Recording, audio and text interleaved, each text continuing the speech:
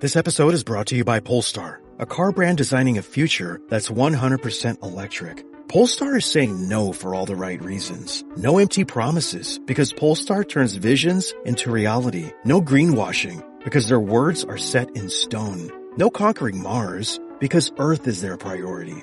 No compromises, because the planet deserves real action. Get the full story and explore the Polestar 2 at Polestar.com. On this episode of Narcissist Apocalypse Q&A, we talk with psychotherapist and author Avery Neal about trusting yourself and others after an abusive relationship and what healthy relationships look like.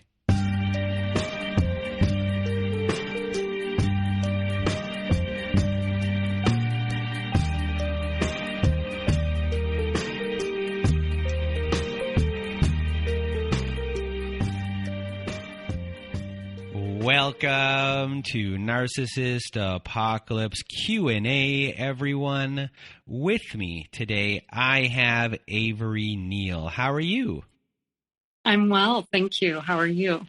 I am doing well, and for those that do not know who you are, Avery Neal is a practicing psychotherapist who is a licensed professional counselor, an international author, and speaker. In 2012, Avery opened the Women's Therapy Clinic, which offers psychiatric and counseling support to women. She specializes in depression, anxiety, postpartum depression, helping women recover from divorce, and healing from emotional abuse. Avery is passionate about empowering women to discover their own inner strength, leading to their higher self-esteem, confidence, and overall life satisfaction. Avery is also the author of If He's So Great, Why Do I Feel So Bad? Recognizing and Overcoming Subtle Abuse, and which has been translated and published into 12 different languages. Her articles and interviews have been published by Oprah.com, Daily Ohm, Best Self Magazine, Hitched Magazine, Bustle, Pop Sugar, and PKWY Magazine, and her courses have been taken by over 18,000 people worldwide. You can find everything that is Avery Neal at averyneal.com. Avery Neal, I've said your name a million times. Thank you for being here with us today. Thank you so much for having me. And today we are going to discuss a bunch of things. They're all related to each other. We're going to discuss life skills you should have before getting into a relationship. We're going to discuss trusting others and yourself after an abusive relationship. And then we're going to discuss what a healthy relationship looks like. So let's start off right here at the beginning with the life skills that you should have before getting into a relationship. And number one I have on my list right over here is knowing how to manage your... Well, before we even get into that, is there anything you want to say about, I guess before we get into this list, the life skills that you should have before getting into a relationship, before we even list anything? Well, I think this is a great topic to discuss because often we're thinking about if we only met the right person, our life would become wonderful and perfect, et cetera, et cetera. And when we're telling ourselves that, we're really looking to the other person to complete us or fulfill us in some way that we really need to be tending to ourselves. And it's important to feel like we are really our best possible selves before entering into a relationship so that we can enter it fully and be our best selves to that partner. And I'm going to read a quote here. And it says, "You don't want to be looking to the other person to save you or to make you whole. Over time, this doesn't work well, and it only fosters codependency. Ideally, you want to have a pretty strong sense of self, an idea of what you are willing to give in your relationship and what you know you need to receive in return." And that quote was by you.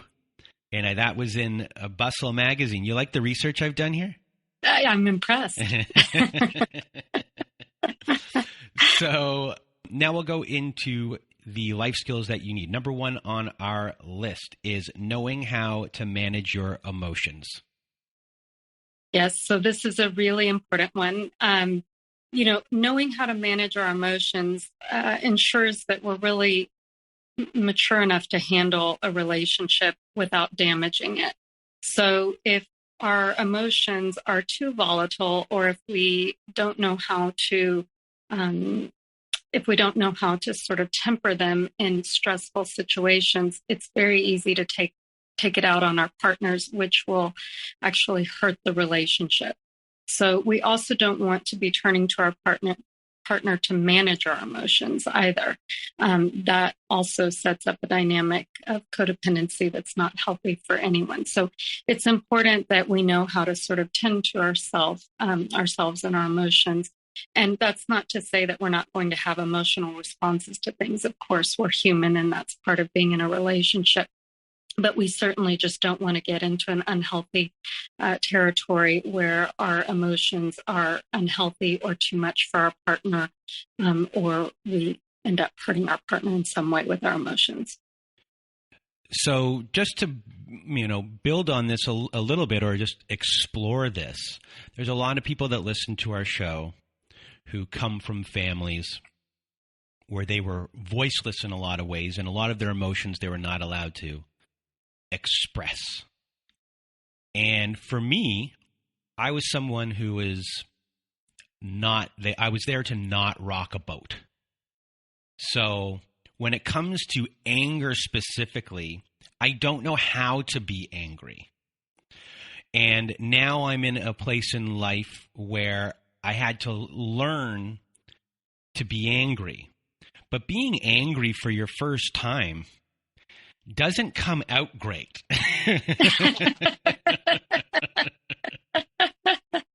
Yes. Because you don't know what to do. Like, everyone's telling you, you're allowed to be angry, so you be angry. And then someone goes, what was that? Exactly. And then you crawl back under the rock, which you were hiding it from, wherever you were. So within the context of that, I'm just inquiring for myself. How would you tell me to learn how to let my anger loose? How do I manage that going forward? Because I'm sure there's a lot of people listening that are in my boat right now. They absolutely are. And I totally understand what you're saying. And I'm actually glad you brought this up. So emotions are healthy. They're important. We all have them. And anger is certainly a healthy emotion that we want to feel free to not only feel, but also to express. What I'm talking about is a little bit different, where we take out our anger on our partner in unhealthy ways that hurt our partner, that actually would make our partner feel the way that you were just describing.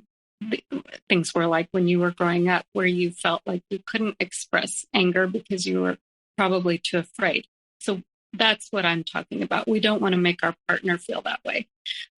As far as your own feelings of anger, or your own feelings that you might be experiencing in a relationship, it's great to express those. It's great to talk about them. It's great if you need to get angry and scream into a pillow, or, get a tennis racket and hit the couch cushions until all the dust is out of them.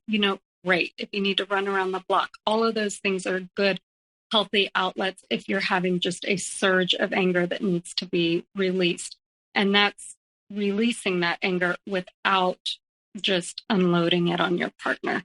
That being said, to talk about how you're feeling, to express, some of the things that maybe you've been feeling or thinking about, in a way that doesn't demean or hurt your partner is fantastic, and it's part of being in a good, healthy relationship, and will help you both figure out how to move forward in a constructive way. And up next, we have feeling comfortable being alone. So this is one of my favorites, because it is something that so many people struggle with, especially if they're in an unhealthy relationship. And that's a big reason why they're afraid to get out. The fear of being alone and feeling helpless or not meeting someone else can be crippling. And so a lot of people will sacrifice themselves and stay in unhealthy dynamics just to avoid being alone.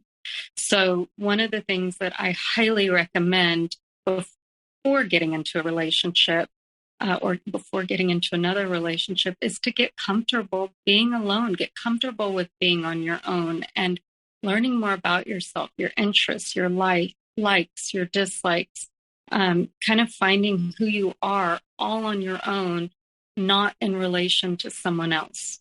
Once we enter into a relationship, the relationship often becomes the sort of central focus, and it's easy to lose ourselves in that, especially if we come from an abusive background.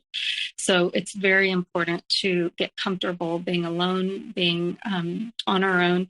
That's not to say not socializing. It's important to develop a strong, healthy support system, but we just don't want to get into a space where we're so afraid of being alone that that we end up in an unhealthy or compromised position. Do you know what my sister tells me? What? That I'm too comfortable being alone.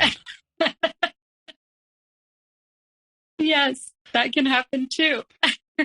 What would you say to me how to learn how to live with people again? Right. Well, we may have to save that for a whole nother topic, right? All right. Next on the list, we have knowing how to be a good listener. Yes. So this is another one of my favorites. It's easy to get into the habit of wanting our partners so badly to understand us and how we're feeling that we forget to do the same thing in return. So it's very, very important to practice being a good listener, not just so you're a good partner to someone, but also so you're a good friend, you're a good family member, you're a good coworker, employee, boss, you name it. This is just an important life skill. So when we're a good listener, we're actually showing the other person that we care what they have to say. We care about their experience. And this is imperative if we're going to have closeness, intimacy, and trust in a relationship. And next up on the list, we have being able to apologize. Yes, we must be willing to apologize in a relationship. None of us are perfect. We all make mistakes. We all hurt our partners or our loved ones unintentionally or intentionally. And we need to be able to take responsibility for that and apologize. Taking responsibility in a relationship, that shows up actually as a theme in a lot of the things that we're going to be talking about here. And that's just so important if we want to have a healthy relationship. And for everyone listening, this is not an apology. I'm sorry, but... Yes, exactly. There should never be a but. That's Run true. if there's a but. Yes. And certainly be on the lookout if somebody is twisting things around and pinning it on you. That's a problem. That is not an apology. And the next one, being on time. Yes. So being on time is important because it tells the other person that we respect and value their time. That things come up, life happens, we're delayed, we're late, we have, all kinds of things that can come up. But what we're talking about is as an ongoing pattern. We want to be respectful of our partner's time and everyone's time. This is important just as far as a basic life skill. Let me tell you something about being on time. I am mostly 10 to 15 minutes early wherever I go. When you're raised around people that don't have respect for time, you become the opposite. And that's what I did. And I always find time, to me, out of, I think probably will be all the things on this list, to be the most disrespectful thing. That your time, it's a hypocrisy to me that your time isn't worth as much as my time. Yes. And, they say time is money. But time here is our life. We only have a certain amount of time here on Earth. Stop wasting mine and thinking mine has no value. And that's how I look at it. You're looking at my life of having no value. So if you're going to get into a healthy relationship and you want to really value the other person and who they are, you show up on time. And as they always say, when raising children, showing up is like, 50% of it, maybe higher, just showing up on time. Exactly. Well said. I can go on tangents forever. Up next, stress management. Yes, so stress management is really imperative for all of us. Most of us have just an insane amount of stress these days. We're living fast-paced lives. There are certainly a variety of stressors that are ongoing at any given time. The problem when we don't manage our stress is not only does it hurt us, which is definitely something that we need to be aware of and pay attention to and tend to, but we also then have the tendency to take it out on others around us. And we don't want to be doing that. That's not a good habit to get into. It's not okay for the people around you. So it is important to really know how to manage our own stress so that we don't sort of spill over and hurt those around us. I'm an Enneagram type 6, and I have a lot of anxiety issues, so stress management is a big problem for me. But I will always apologize after something happens. Way to go. You take responsibility. Thank you. Up next, the ability to say no. The ability to say no. This is such an important one for all of us from a boundary perspective. So when we don't say no, it's easy to get into an issue like we were just talking about with the stress management, where we're too stressed out, we're overrun, and then we take it out on others. So being able to set healthy boundaries, being able to say no when something doesn't feel right, it does several things. One is it ensures that things don't get past a certain point and we don't become overwhelmed or upset. But it also protects us in the relationship, because if we continue to push past our boundaries in a relationship, we become resentful over time. And that ends up corroding the relationship. So we need to be able to say no and speak up when something's coming up for us and something's an issue. Yeah, the ability to say no might be everyone's best life lesson as a whole. That sets your boundaries right off the bat. And as far as growing up in all the different types of situation, from work, relationships, to friendships, to dealing with your parents, and then intimate relationships, saying no within your value system, I guess in my opinion, would be the biggest thing you can learn in life. Obviously, you need to have a bit of a yes in there, but when it comes to your own personal boundaries, to me, that is a thing everyone should always learn, and it's most likely the thing to get people in the most trouble in their life because of that issue. Absolutely. And I think that's a great point, because what happens is we end up going past our comfort zone. We end up getting pushed past our boundary. And then that ends up not only hurting us and we sabotage ourselves, but it does end up really corroding the relationship over time as well, as we become more and more resentful. And up next, some life skills that you should have before getting into a relationship: managing your money. Tell us about this one. Okay, so this is another one that falls under the umbrella of taking responsibility.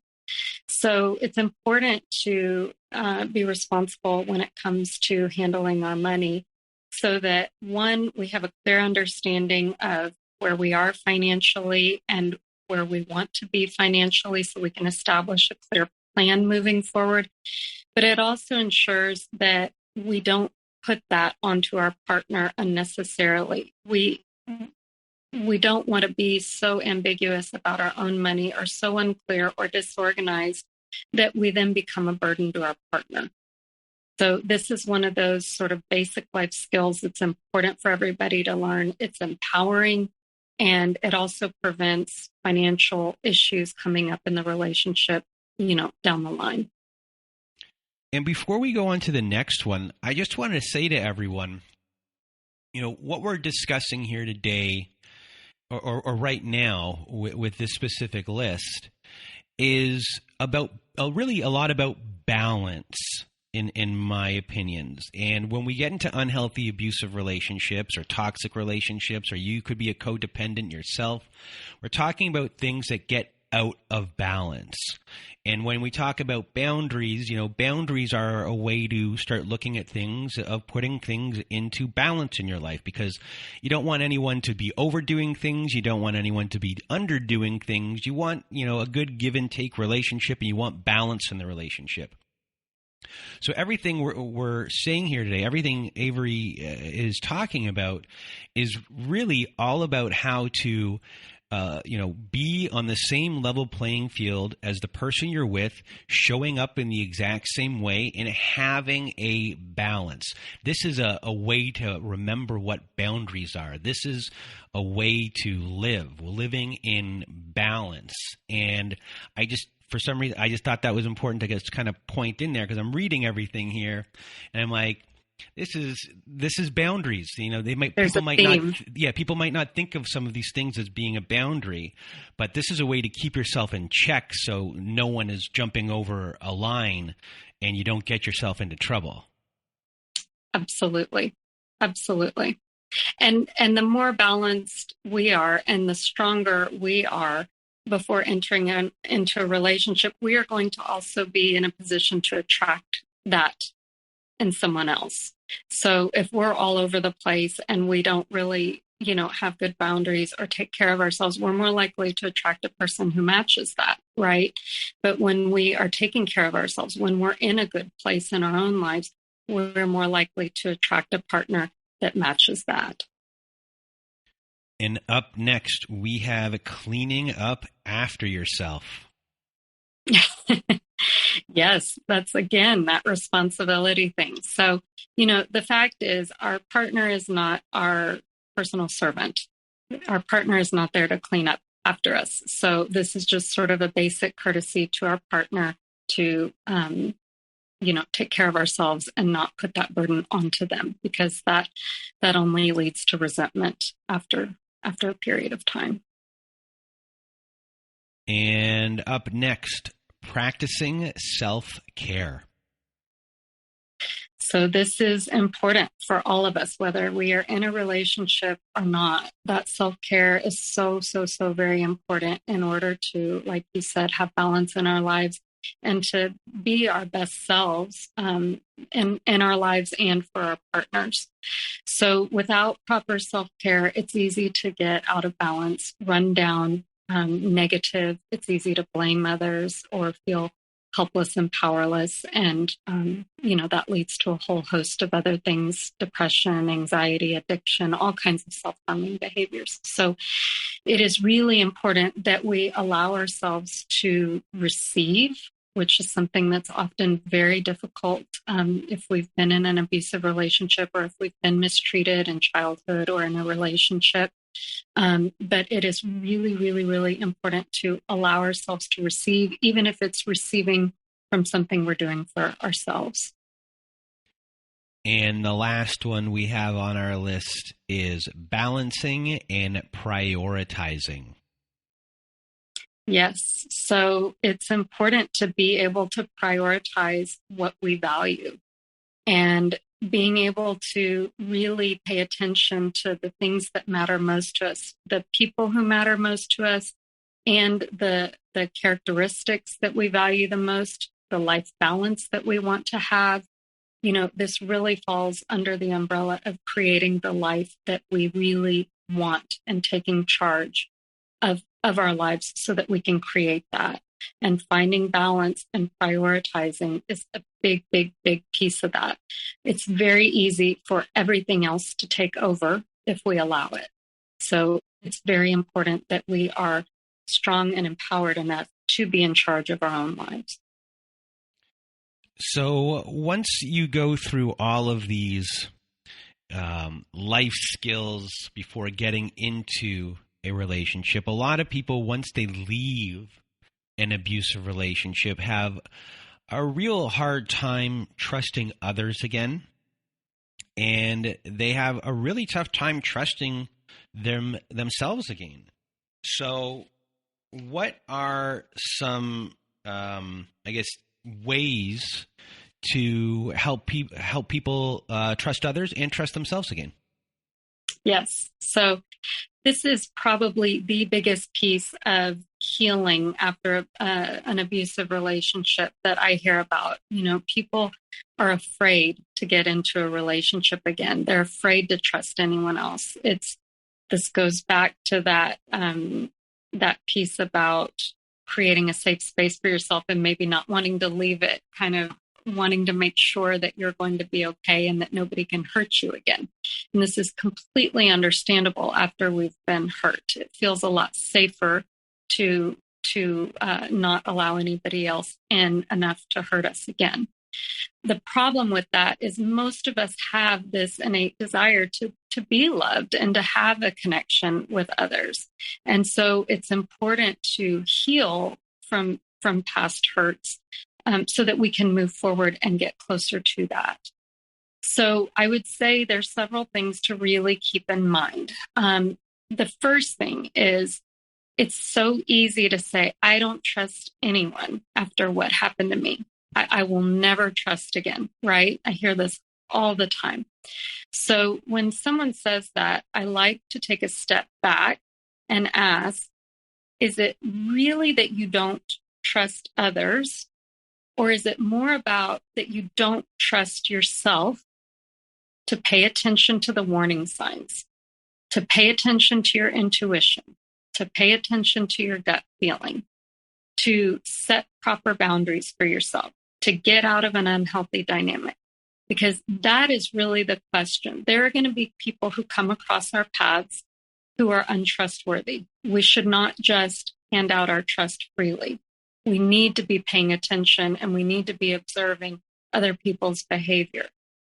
But we have this ability to observe others and pay attention to the warning signs that something is not right. We just often ignore our intuition and our feelings about that. And we don't want to hurt their feelings, or we really like this, that, and the other about them. And we just, don't want to pay attention to this big red flag over here. And that's when we start getting into trouble. So the key really is to develop the relationship with yourself so that you trust yourself enough to not only identify the warning signs of something that's unhealthy or someone that we want to avoid, but also to take action and set proper boundaries once we recognize those warning signs. So it would be educate yourself, practice, set boundaries, and then trust yourself again. Yes. So we definitely need to educate ourselves first. That is step number one. We need to educate ourselves so that we know what is unhealthy. What are the red flags? What are the things that indicate that somebody is not healthy for us?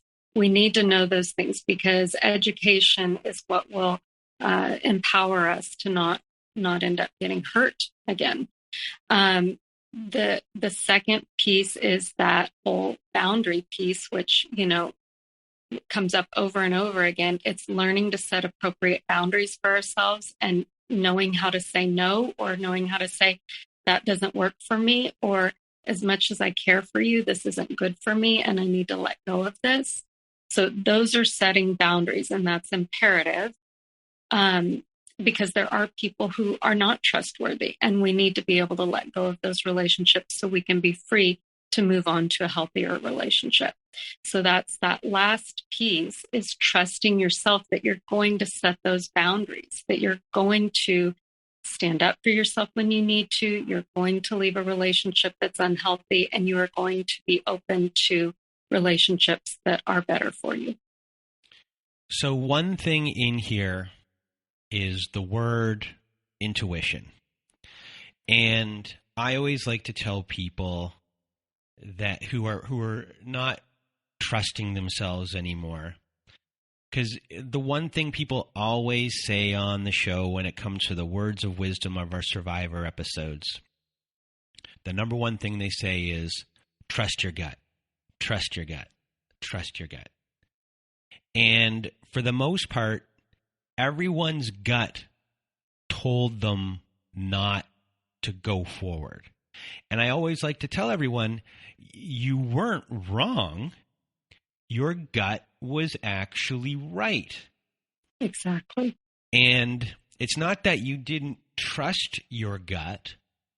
It's that your gut feelings were overwhelmed by the abusive person you were with. And that could have been done in many different forms. It can be done in the love bombing form. It can be done in the trust building form.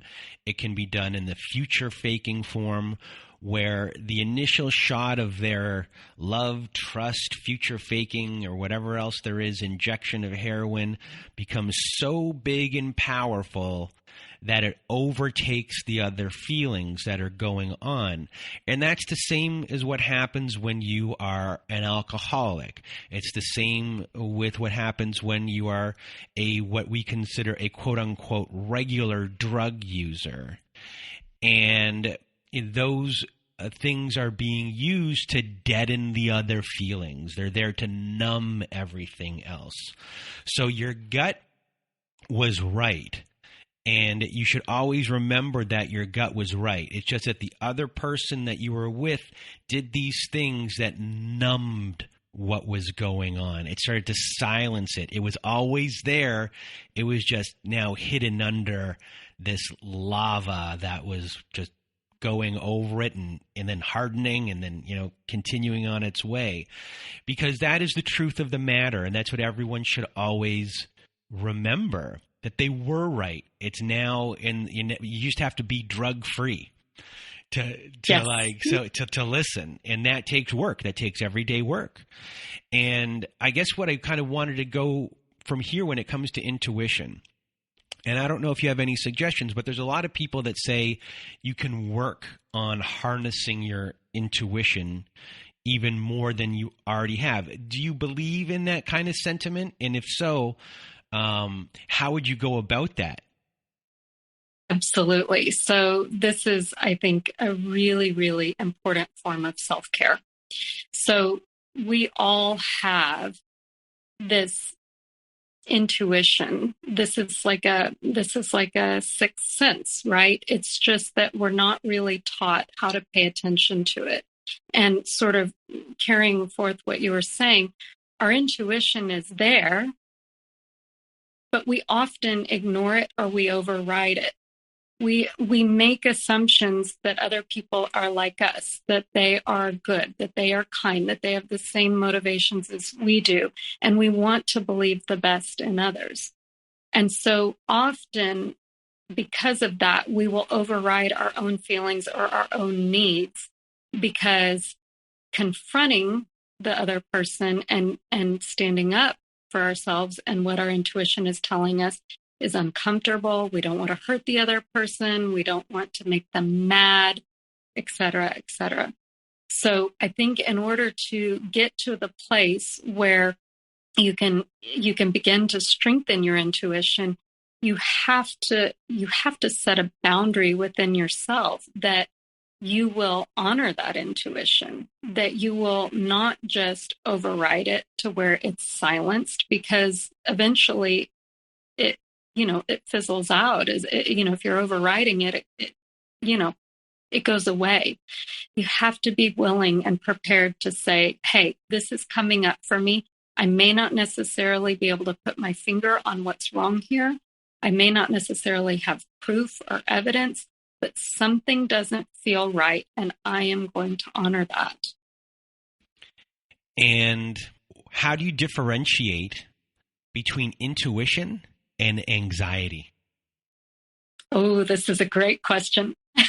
This is a really good question. Well, so anxiety stems from a place of fear. It stems from a place of helplessness, powerlessness. Um, when we feel helpless, powerless, and afraid, the anxious symptoms start to take over. So we may have, racing, looping thoughts. We may kind of get caught in this cycle where we just can't let something go, or we start worrying about all the what ifs. So that's really sort of how anxiety presents itself. Intuition is more of a nagging feeling that we kind of keep shutting down. It's this feeling in the back of our mind, like something isn't quite feeling right, but I'm going to talk myself out of it, or I don't want to hurt the other person, or I just want to power through. It's not necessarily all of the what ifs and all of the looping thoughts and the constant worry and the inability to sort of control what's happening to us, in our bodies if we're having panic and that type of thing. The intuition is more of this internal voice saying something doesn't feel right here. Something is off. All right. Well, thank you for that, because I've been wondering that for a long time. And I was like, oh, I think this is a good question to ask right now. So after we have our life skills before getting into a relationship, and then we're figuring out, okay, trust, I can trust someone after my abusive relationship. I can trust myself. Now I want to get into a relationship again. What does a healthy relationship look like? Okay. So I'm really glad that we're covering this, because when we've been in an abusive relationship, or if we've grown up in a unhealthy environment, we often have no idea what it's supposed to look like and what it's supposed to feel like. And so that's a total setup to just keep repeating the same hurtful relationships as we've always been in the past. So this is part of that education piece that's so important, to know what a relationship should look like and should feel like. So when we're talking about a healthy relationship, we should have a partner who has empathy. We should have empathy for our partner.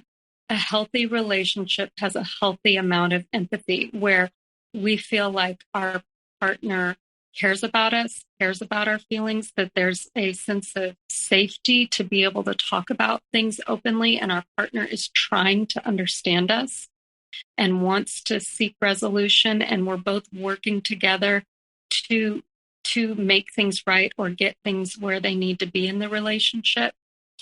In a healthy relationship, both people take responsibility for themselves. So conflict is going to come up. You have two people in a relationship with different backgrounds, different experiences, different beliefs, values, etc., etc. Things are going to come up.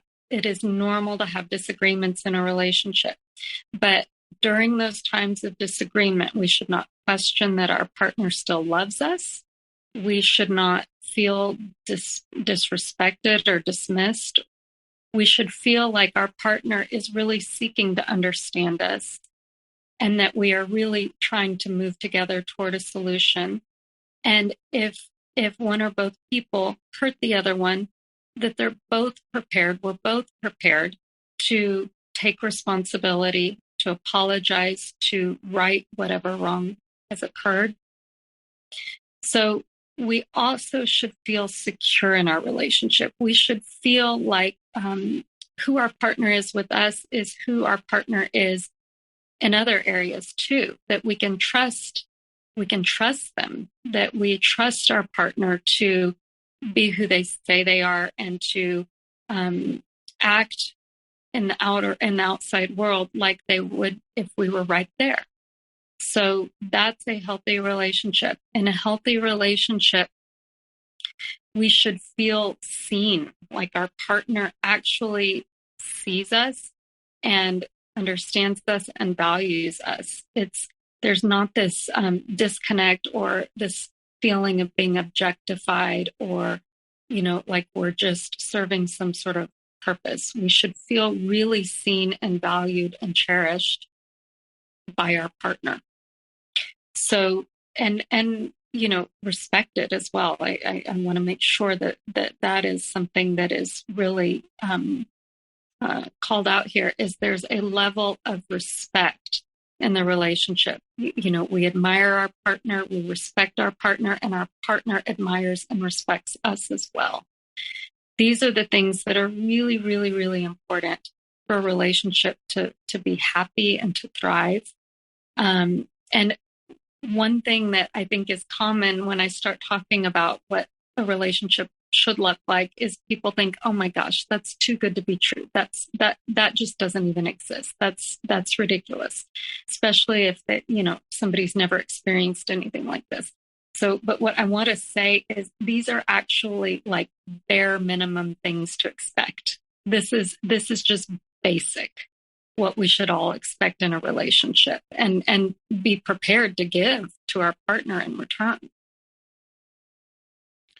So other things that might be on a list of a healthy relationship, we have being allowed to be an individual and encouraged for their successes and like just feeling supported as if you're both there to build each other up and yes, not to tear each other down. And then another thing that I have here that is actually, I have from you that you gave me is to do with real intimacy in a relationship.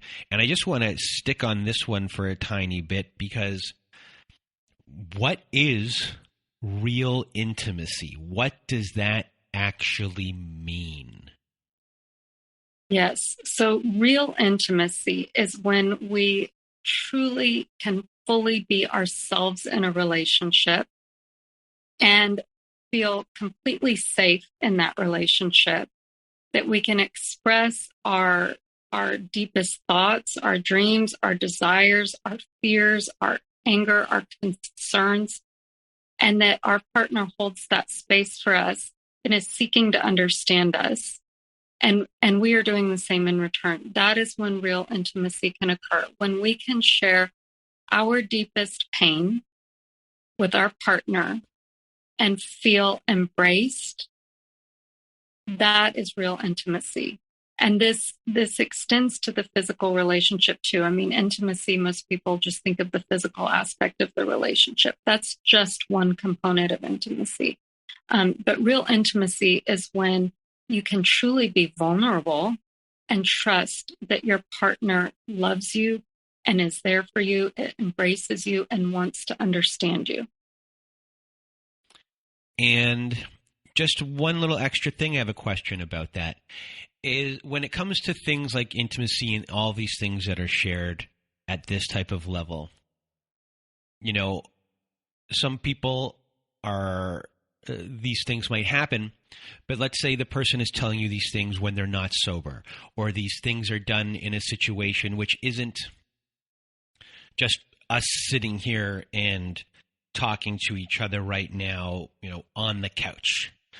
Sure. Maybe these things are said like in pillow talk after maybe you had sex or something along those lines, where it's not maybe a regular situation, and maybe the things coming out of these people's mouths shouldn't be taken as face value in some sort of ways, because they're being done in I don't know if I'm making sense, but I guess they're being done in a different state. And in a specific context. Yeah. Yes. Are those situations where you have to kind of take a step back of what is being done here? Is this intimate? Like, where is there like a line? Yeah, I think this is a great point, and I'm glad you're bringing this up. I think what you want to be paying attention to is the pattern of behavior. So these kinds of intimate moments that you're describing should not just be happening with somebody when they're drunk or right after sex, or when you're breaking up and they don't want to lose you, all of those things. Real intimacy,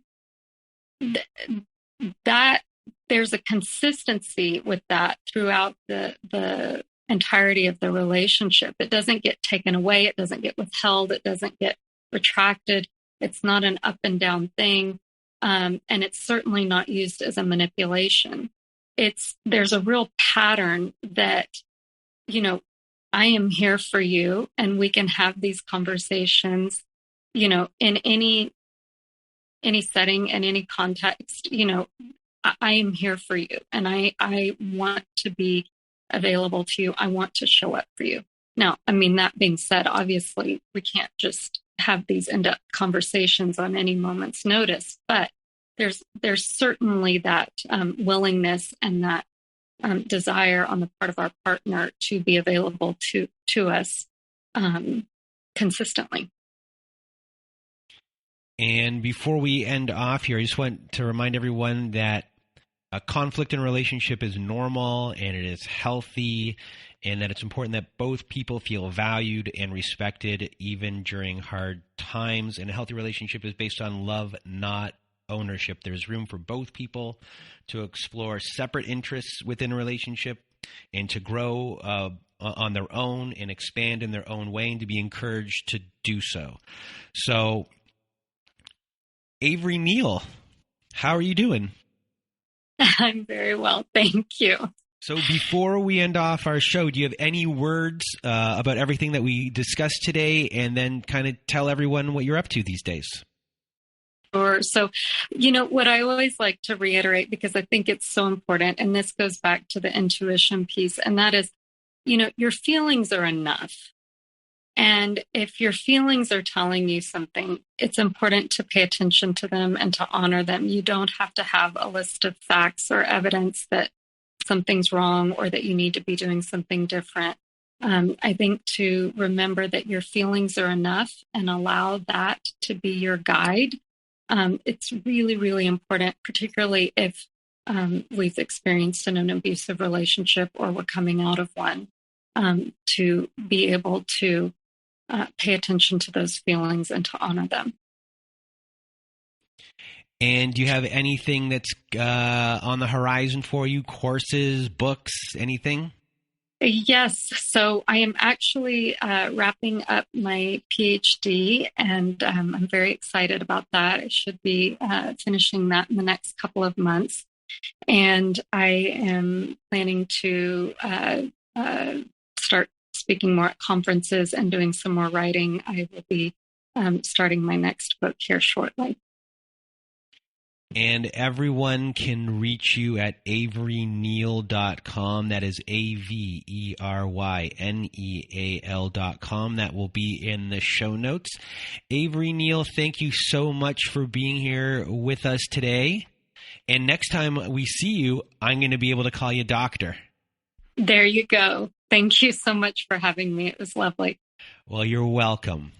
And for those of you who want to be a guest on our Survivor Story show, which is out on Mondays, and then for some people on the West Coast, it's out on Sundays, please do go to narcissistapocalypse.com. At the top of the page, there is a button there that says Guest Form. And when you click on that button, it takes you to our guest form page. And there you will read a lot of instructions. Please do read the instructions. And then send us an email from there at narcissistapocalypse@gmail.com, or fill out our guest form and click the send button right there. And we can never have enough stories, so please do keep on sending in your stories. For the people in the BIPOC community, we haven't had a lot of stories from the BIPOC community in a very, very long time. So please do send in those stories, because those stories help people, and we've been asked for them. So please do send those in. And as well, if you need some support, you can also go to narcissistapocalypse.com. And at the top of the page, once again, there's a button that says support group. If you click on that button, it takes you to our very own safe social network. And what's in our Safe Social Network. We have forum boards for you to post and for people to answer. You have Zoom meetings every Wednesday night and Saturday night and every other Thursday afternoon for those people who are stay-at-homes or people who are in different time zones around the world. You have that option now. And what else do we have there? We have ad-free episodes. We have episodes that never made it to air. And if you just want to support our show, please just support our support group by signing up. That's all you have to do. So go to narcissistapocalypse.com today, press that support group button, and we will see you there. And if you need even more support, everyone, please do go to domesticshelters.org. So if you or someone you know are experiencing abuse, you are not alone, because domesticshelters.org will offer you an extensive library of articles and resources that can help you make sense of what you are experiencing, and they can connect you with local resources so you can find ways to heal and move forward. So please do check out domesticshelters.org to access this free resource. And once again, a big thank you to Avery Neal for being a guest on our show today. I loved our conversation. I had a great time talking to you. And now, this is it, everyone. We hope you have a good night.